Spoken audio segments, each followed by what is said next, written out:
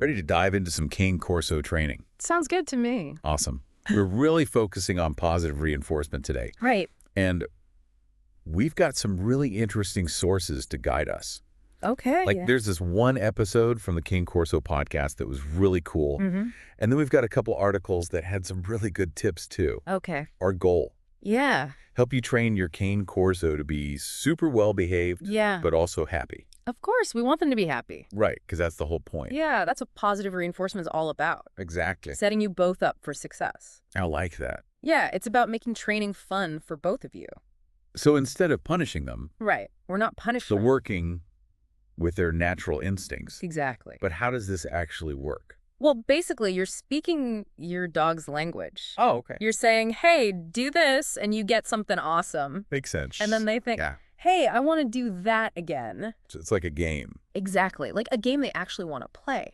I love that. Yeah, it's super effective. But what if your Cane Corso isn't motivated by food? That's a great question. Like, some dogs aren't super into treats. Right.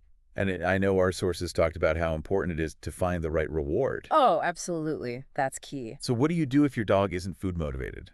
Well, it comes down to really knowing your dog. Okay. You have to observe them. Like what? Like, what gets them excited? What makes them wag their tail? Oh, yeah. Is it a toy? Is it praise? Is it just a good ear scratch? It's like finding their love language. Exactly. You got to figure out what makes them tick. Okay, so once you know what motivates them, Yeah. how do you use that in training? Timing is super important. Oh, okay. That immediate reward right after they do something good. That's what creates that aha moment for them. So no delayed gratification. Not for dogs. Got it. They need that instant connection. Between the action and the reward. Exactly. So we've got the right reward.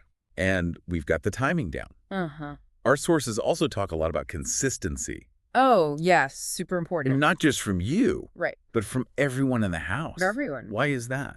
Well, inconsistent training can be really confusing for a dog. I can imagine. It's like if you're trying to learn a new language Yeah. and everyone is teaching you different words for the same thing. Oh, that would be frustrating. Exactly. It's the same for dogs. So what does that look like practically? Well, for example, if one person says sit Mm-hmm. and another person says sit down, Oh, yeah, that's confusing. definitely. Or if one person rewards a behavior Uh-huh. and another person ignores it, Yeah. it creates uncertainty. That makes it hard to learn. Right. So it's about having a clear game plan. Yep, everyone's on the same page. Okay, so we've got the foundation. Positive reinforcement, right reward, consistency. Exactly. That's a great start. What are some practical tips we can start using right away? Well, it's always best to start with those basic commands, Like what? like sit, stay, and come. The classics. They're classics for a reason. Right, they set the stage for everything else. Exactly. And I remember our sources mentioning keeping training sessions short and fun. Oh, especially in the beginning. Why that? We don't want to overwhelm them. Especially when they're first learning. Yeah. Think bite-sized lessons Okay. packed with positivity. And encouragement. Right. Aim for sessions of 5 to 10 minutes. 5 to 10 minutes. Yeah, a few times a day. Okay, that's manageable. And always end on a positive note, Even if it's just a good try. even if it's just a good try. I like that. It keeps things fun. So we're avoiding boredom Yes. and keeping them engaged. Exactly. But it's not just about those formal training sessions. Right. No, it's not. I mean, our sources talked about integrating positive reinforcement into daily life. Oh, absolutely. So how do we do that? Well, it's about making it a natural part of your interactions. Not just a separate training session. So what are some examples? Well, think about things like sitting calmly before meals, Okay. responding to their name during a walk, Mm-hmm. greeting guests politely at the door. Mm-hmm.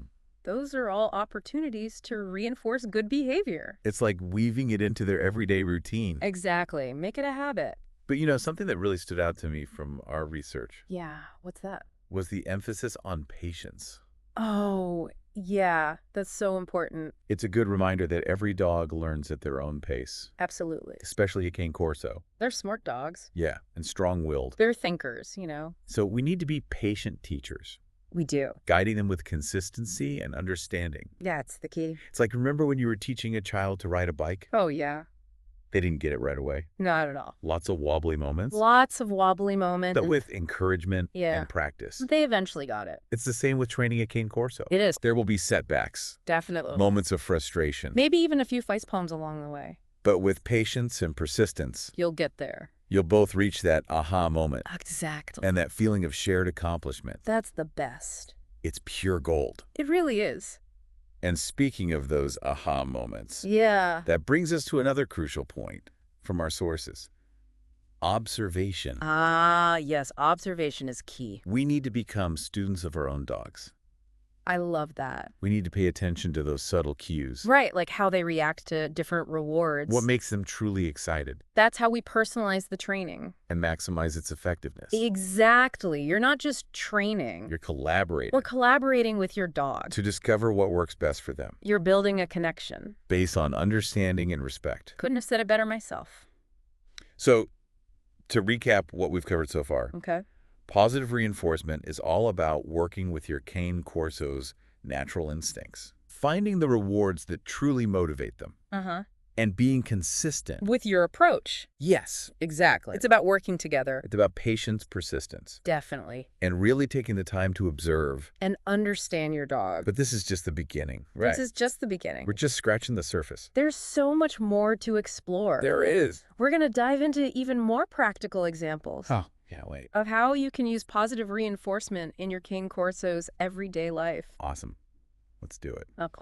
Okay, so let's get into some real-life examples. Yeah, let's make this practical. Because training isn't just about those formal sessions. No, not at all. It's about creating that positive environment. All the time. Right. Throughout the day. So let's imagine it's dinner time, Okay, dinner time. and your Cane Corso is excited, Oh, yeah, they're ready to eat.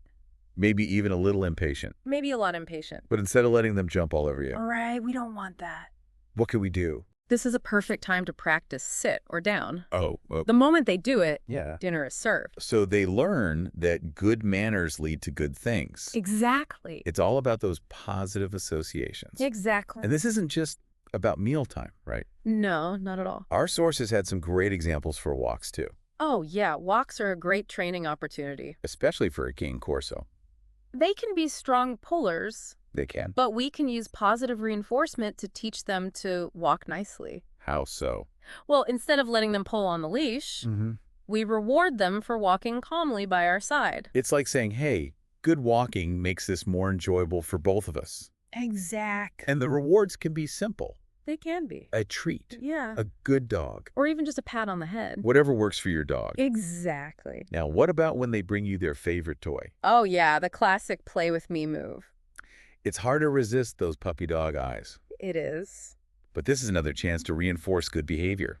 Absolutely. Instead of immediately giving in to that game of fetch, Right. we can ask for a drop it or a give. And when they obey, Yeah. they get that game effect. So we're not denying them playtime. No, not at all. We're just teaching them that politeness makes it even better. Exactly. It's all about setting those boundaries in a positive way. I like that. It's all about making it a win-win. And these are just a couple of examples. Right. We can use positive reinforcement in so many everyday situations. Oh, absolutely. Like when guests arrive, Yeah, instead of letting them jump all over everyone we reward them for sitting calmly, or greeting politely. or if we need them to move out of the way, Yeah, instead of pushing or scolding, we can use a command like off or move. and reward them when they listen. So we're turning those little moments into mini training sessions. Exactly. We're constantly reinforcing those good behaviors. And the more we practice, Yeah. the more those behaviors become second nature. They start to understand what we expect from them And they're happy to do it. because they know it leads to good things. It's like building a language of trust and understanding. That's a great way to put it. But let's talk about something our sources were pretty adamant about. Okay. Avoiding punishment. Right. Punishment is a no-go. But what does that actually mean in the context of dog training? Well, positive reinforcement focuses on rewarding the good stuff. Punishment tries to eliminate bad behavior through negative consequences, Okay. like yelling, physical corrections, or even using harsh tools. And our sources were very clear that those methods are harmful. They can be, especially for a Cane Corso. Why is that? Well, they're sensitive and intelligent dogs, Yeah. so punishment-based methods can create fear and anxiety. And damage that trust we've been building. Exactly. It can lead to more problems down the line. So instead of punishment, Yeah. what should we do when our Cane Corso misbehaves? We redirect their attention and give them better outlets for their energy. Okay, I like that. So, for example, if they're chewing on something they shouldn't, Yeah. instead of yelling or hitting, Right. we redirect them to a chew toy. And praise them when they use it, Exactly. We're showing them what to do. instead of punishing them for what not to do. Exactly. And consistency is key here, too. It is. We can't switch back and forth between punishment and positive reinforcement. Right. That just sends mixed messages. It's like speaking two different languages. They won't know which one to understand. So we're creating that clear and consistent environment Where they feel safe and respected. and motivated to learn. Exactly. But what about when you hit a roadblock? Oh, yeah, that happens. What if you've tried everything and your Cane Corso just isn't getting it? Well, that's a great question. And it brings us to another point from our sources: Which is, seeking professional help. yes. Sometimes we need to call in the experts. So let's talk about that. Okay, let's do it. When is it time to call in a professional? Right, and what kind of help is available? And how do we find the right fit for our Cane Corso? These are all great questions. You know, as we've been talking about all this, Yeah. I've been thinking about the why behind positive reinforcement. Oh, interesting. Like we've covered the Yeah. how, The techniques and all that. right, the rewards, the timing. Here.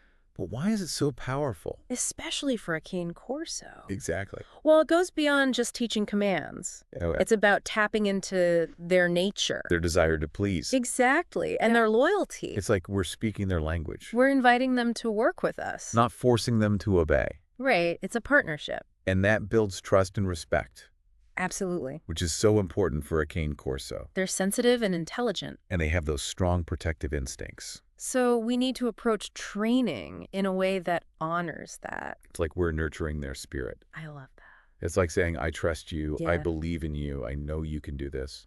And that message resonates so deeply with them. They thrive on that connection They do. and that sense of purpose. It's in their DNA to be guardians. To protect and please, And positive reinforcement lets them do that in a healthy way. it's like unlocking their inner hero. I love that analogy. It's not about dominance or control It's about partnership. and understanding. Seeing them as a teammate A companion. on this journey of life. And that journey is so much more rewarding. When it's built on positivity and respect. But it's not just about the Cane Corso, is it? No, it's not. Positive reinforcement impacts the owner, too. Absolutely.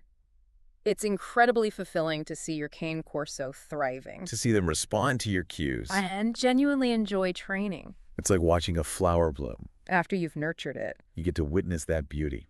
That's a beautiful way to put it. And that sense of accomplishment deepens your bond. It really does. You're both growing and learning together. becoming a more harmonious team. And that bond makes the Cane Corso such an exceptional companion. They truly are amazing dogs. So as we wrap up this deep dive, Yeah. I want to leave everyone with this thought. Okay. Training any dog is an ongoing journey. It is. It's a continuous opportunity to learn and grow together. I completely agree. And remember, positive reinforcement isn't just a method, It's a philosophy. a way of life. It's about celebrating those small victories Embracing the challenges. and cherishing that bond you share, It's about seeing the world through their eyes understanding their needs, and guiding them with patience and love. and a whole lot of positive vibes. Beautifully said. We've only scratched the surface today. There's so much more to learn. So keep exploring, keep learning. And keep those tails wagging. That's what it's all about. That's it for this deep dive. Thanks for joining us. See you next time.